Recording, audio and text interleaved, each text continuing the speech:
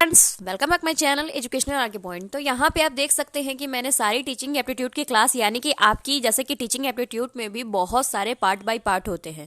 तो पहला पार्ट यहाँ पे शिक्षा के प्रति अभिवृत्ति वाला क्लास था, वो उसकी जितनी भी क्वेश्चंस थे वो मैंने सारे करा दिए। आज ये लास्ट है, आपको ग्रुप में यानी कि जो भी मेरे व्हाट्सएप ग्रुप पे हैं उनको मैं अपलोड कर दूंगी सारे के साथ, और टेलीग्राम ग्रुप वाले को भी मैं अपलोड करूंगी। लेकिन व्हाट्सएप ग्रुप वाले को मैं एक से लेकर जितने भी थे सारे के सारे आंसर्स के साथ मैं करूंगी, लेकिन 12 बजे, अभी नहीं। और दूसरी बात कि तब तक आप लोग क्लास देखिए और समझिए। अगर आप मेरे ग्रुप से नहीं जुड़े हैं तो जल्दी से मेरे टेलीग्राम चैनल को फॉलो कर दीजिए, इंस्टा आईडी को फॉलो कर दीजिए, और मेरे व्हाट्सएप ग्रुप पे भी आप जुड़ सकते हैं। नीचे डिस्क्रिप्शन में सारा का सारा लिंक दिया हुआ है कि कैसे जुड़ना हो, और लिंक भी दिया गया है, तो वहां से जाकर जुड़ लीजिए। अगर आप हमारे चैनल पर नए हैं तो सब्सक्राइब कर दीजिए और घंटी वाले छोटे से बेल आइकन में क्लिक कर दीजिए। चलिए आइए क्लास स्टार्ट करते हैं। जैसा कि मैंने क्लास 2 में आपको बता चुकी थी मैं कि 33 का मैंने आपसे आंसर पूछा था।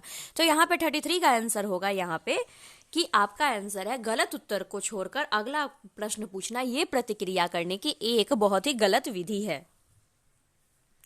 अब हम आते हैं दूसरे वाले क्वेश्चंस पे। मैं अपने अवकाश के क्षणों का उपयोग करना चाहूंगा या चाहूंगी तो चित्रकारी कर सोना, फिल्म देखना, लेखन, चुनाव प्रचार, गपशप करना, पत्रिकाएं पढ़ाना, संगीत सिखाना, सजावट करना, बागवानी करना, कैसे करेंगे आप ये बताइए।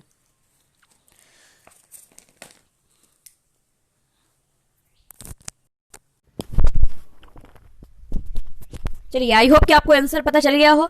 तो आप कैसे करेंगे, तो यहाँ पे मेरे तरफ से पत्रिकाएं पढ़कर, संगीत सीखकर और घर की सजावट कर कर अपने अवकाश के क्षणों का उपयोग कीजिए, या चाहेंगे भी आप करना। अब नेक्स्ट क्वेश्चन है, मुझे विश्वास है कि अध्याय व्यवसाय के लिए है। उच्च शैक्षिक योग्यता आवश्यक नहीं है, परिश्रम आवश्यक नहीं है। एक मिनट, क्वेश्चन थोड़ा पीछे होगा। परिश्रम आवश्यक नहीं है, प्रशिक्षण आवश्यक है, प्रशिक्षण आवश्यक नहीं है। इसका आंसर आप सोचिए।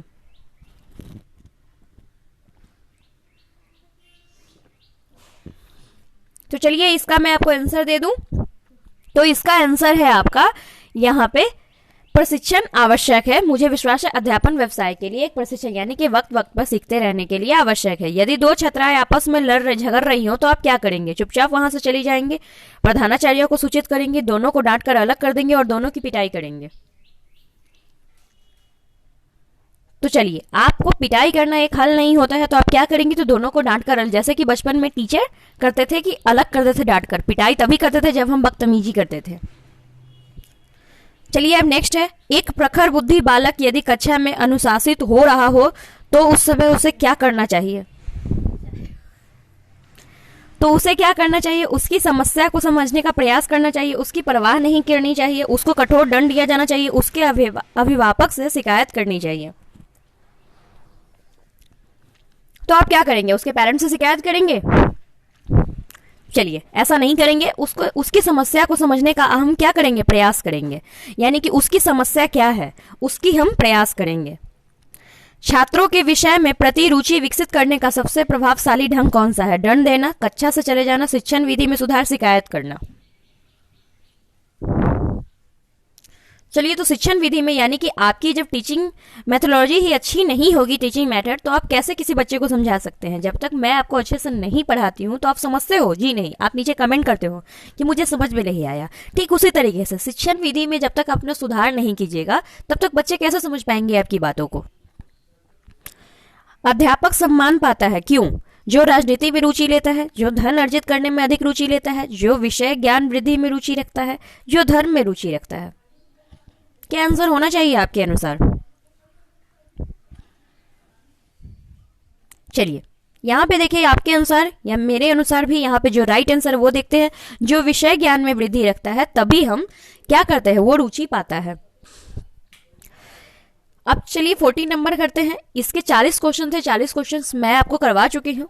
इसके पीडीएफ मैं आपको जल्दी ये आपको व्हाट्सएप पे डाल दूंगी। जैसा कि मैंने कहा है कि 12 बजे मैं डालूंगी, तो 12 बजे ही डालूंगी। तब तक आप लोग क्लास देखिए और क्लास देकर सीखिए। जो नहीं आता है प्रॉब्लम, आप व्हाट्सएप ग्रुप पे भी पूछ सकते हैं, और दूसरे यहाँ कमेंट भी कर सकते हैं जो लोग मेरे व्हाट्सएप ग्रुप पे नहीं जुड़े, और टेलीग्राम पे भी आप पीडीएफ जाकर डाउनलोड कर सकते हैं। शिक्षक को ऐसे विद्यार्थियों को पढ़ाना चाहिए जो प्रतिभाशाली हो, सामान्य हो, मंद बुद्धि हो, सभी प्रकार के हो।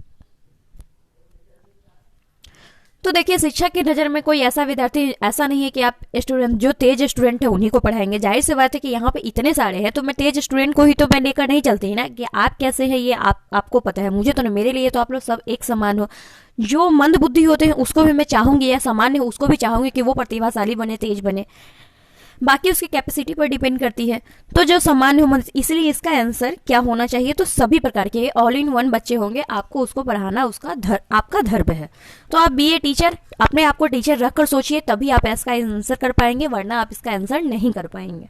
तो चलिए यहाँ पे मैं आपको एक बार आंसर भी दिखा दूं, जो अगर आपने क्लास 1, 2, 3 सबकी पीडीएफ अगर आपने डाउनलोड की होगी तो देख लीजिए, ये आज लास्ट थी। अब इसके बाद मैं दूसरे टॉपिक स्टार्ट करूँ, यानी कि टीचिंग एप्टीट्यूड में भी कितने पार्ट होते हैं। टोटल 8 पार्ट है। 8 पार्ट का ये पहला पार्ट हो चुका है, अब ये सेकेंड पार्ट अब स्टार्ट होगी। तो यहाँ पे आंसर, चलिए अब इसी के साथ मैं आपसे विदा लेती हूँ। आई होप कि आज के लिए आपका दिन मंगलमय हो।